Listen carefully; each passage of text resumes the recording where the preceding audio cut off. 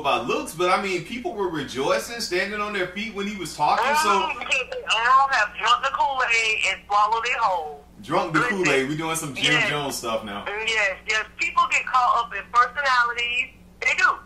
You have to be careful. A real charismatic person can come and simply mentally sweep you off their feet. You can get all wrapped up into it, and they start believing in the man more than they believe in Jesus. Those are the same people that still go to Eddie Long Church.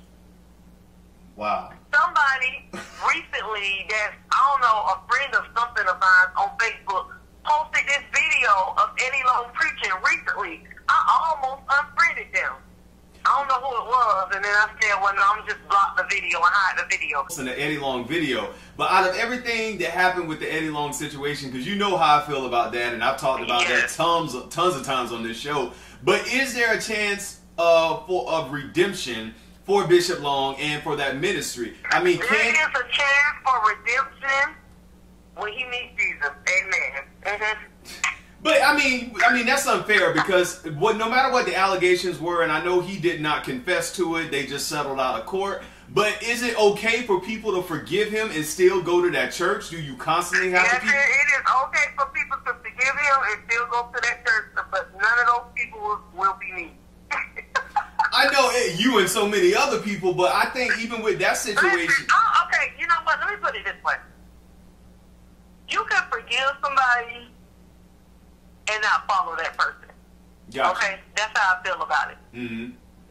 There is a certain standard of character that I expect from so-called spiritual leaders, okay? And, you know, he settled it out of church. You're right. He never was charged with anything. There is nothing on his record. He's never admitted to it. But you want to know something as serious as molestation? If you are innocent, you do not pay those people off. You make them prove their case. I'm sorry. I agree. You don't just pay her such money and make that go away. No. I agree. But, I mean, one thing... To me, by him doing it that way, that's like he just, oh, we're just going to go it away. We just going to... That's disrespect. That's the same thing the Catholic Church do. Pay the families off, just move the priest to somewhere else. They never acknowledge any guilt and everything, but we're supposed to forgive and move on, because Jesus said you need to forgive. You are not even acknowledging what you have done. Exactly. Forgiveness, you got to admit within yourself that you've done that.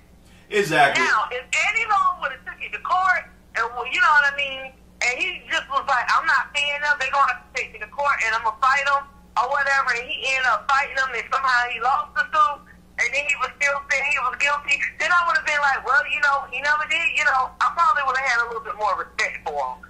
You know, I still would have kind of doubted him, but it would not have been as strong as I feel now. Well, the fact that he paid them. I agree with what you said about Eddie Long, but one of the things I must say is that when it comes to child molestation and stuff like that, especially with young boys and how the church feels about, you know, people being bisexual, gay, and lesbian, and these boys could possibly have been turned out or, you know, have some issues with their sexuality. And, you know, being a person, me and you, we work down here in this social work field, so we see these type of things happening to people where people, you know, are doing, you know, things because they got turned out as kids. And so that was my whole thing on this, is like, you're just going to sit there and basically, you know, not say anything, but these 6 young boys who have accused you of this, these boys may go on and marry women and have this issue throughout their life of being molested. And if it's not dealt with, not only with Christian counseling, but with any kind of like therapy, it doesn't have to be Christian, you know, these boys may deal with this for the rest of their life.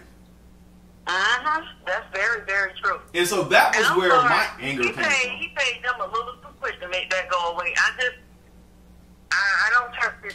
But who do we blame? But who do we blame when we have stuff like this, when we talk about molestation in the church? I'm looking more at the parents, but let's not be naive here. Most of these churches are,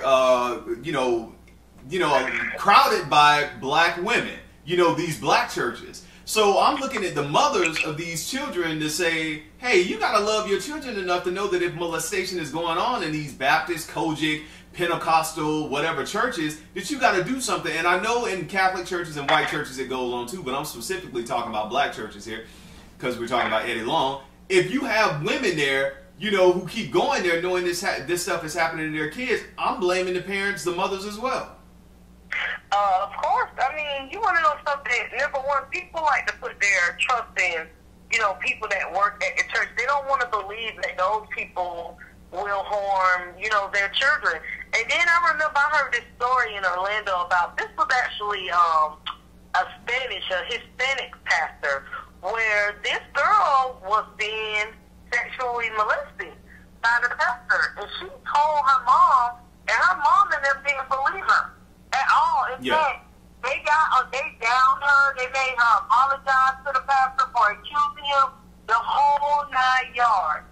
Eventually, I forget how it came out, she ended up talking to the police, and the police came out and they ended up arresting him, and come to find out he was molesting that girl. Wow. But she did go to her parents, and her parents basically got on her for telling lies on the pastor.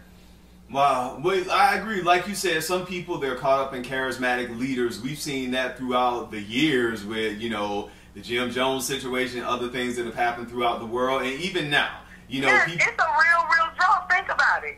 You know, think about what type of charisma and spell Hitler had. Oh, wow. I mean, people do those type of, I know that's an extreme, but people do get caught up in that. That's the extreme, but they can get caught up in, you know, giving people money, following people like Jim Jones, following him out of the United States. Also, it was on one of the islands. You know, on you know, another island, drinking poison Kool-Aid, killing themselves. People get caught up in that. Just because people are not killing other people, or they're not committing suicide, or it's not the extreme, it's all different levels of that.